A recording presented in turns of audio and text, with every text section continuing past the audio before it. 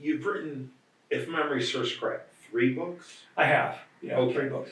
And one of the books kind of talks about things like that. Yeah. Getting prepared for things. What are the other 2 books and then that 3rd book? So the first book is called The Journey Continues, and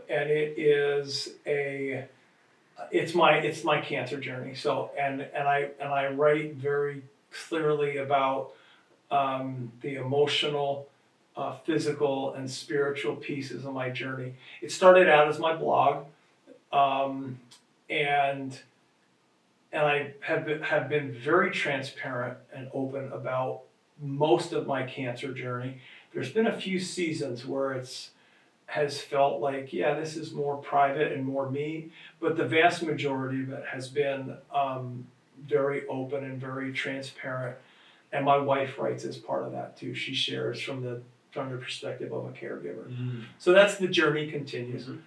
The second book? The second book is a worship book. It's called The Community at Worship. It's co-authored with Dr. Christopher Wells. Chris was the elder of worship at First Baptist. And it talks about how each congregation has a unique theology of worship based upon 3 buckets. Based upon their theology, what they believe and think about God, especially in the area of worship, how we approach God in worship and how God approaches us in worship. Culture, which, could be your ethnicity, but it also, can be, First Baptist, for example, has 130 years of history.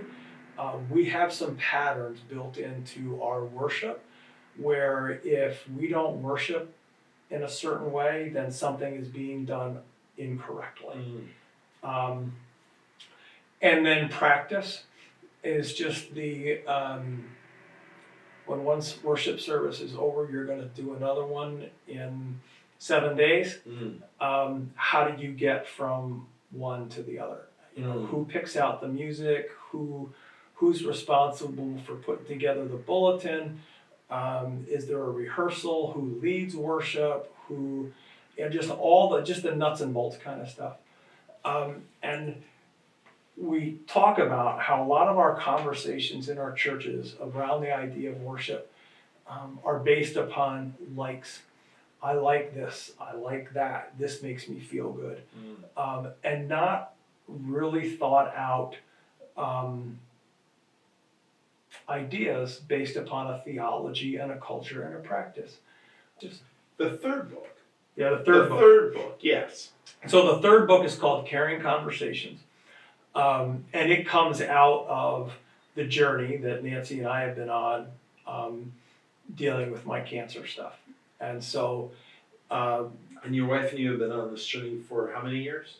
Since May of 2016. So what's that, 7 years? Yeah, 7 years. And initially the diagnosis of prognosis was for how long? 2 years, yeah.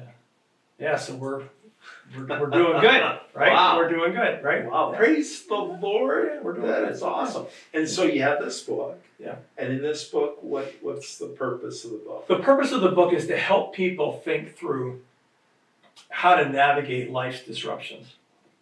So like our disruption was a diagnosis. But disruptions come in all shapes and sizes, all kinds of forms. And being prepared for them is a good thing. And we can be better prepared for them than many of us are. And so Nancy and I started to keep track of all the conversations that we were having because we were unprepared. We had some things in place, but we didn't have everything in place. And we started to keep track of all the things, all the conversations that we were having. And we kind of guide people through, like, look, these are the caring conversations that you really need to have as a family, that you need to have with yourself, if you're single, to be able to navigate a disruption. These are the things that need to be in place and be in order. And then we invited those people who kind of helped us navigate our disruption to help us write the book. So invited our lawyer, our financial planner, my friend who's a funeral home director, somebody who's connected with hospice, a couple people who are really Wow. good with grief kind of things. I invited my daughter to write a chapter, so she wrote a chapter. Um, and and so what we do is we kind of provide an introduction, share a little bit of our story and why we think this is important. And then the other person will write from their perspective. So for example, my lawyer writes about, look, pre-disruption, these are the things that you ought to have in order. These are the legal documents that you ought to have in order, or need to get in order if you don't have them in order before your disruption, that are just gonna help you navigate life easier. And then at the end of close of every chapter, we have a bunch of questions. And because my answers to these questions aren't gonna be helpful to you, your answers to those questions are not gonna be helpful to anybody because they're your answers. But what we can do is provide the questions and just lay them out there, and then people can work their way through the book and answer the questions.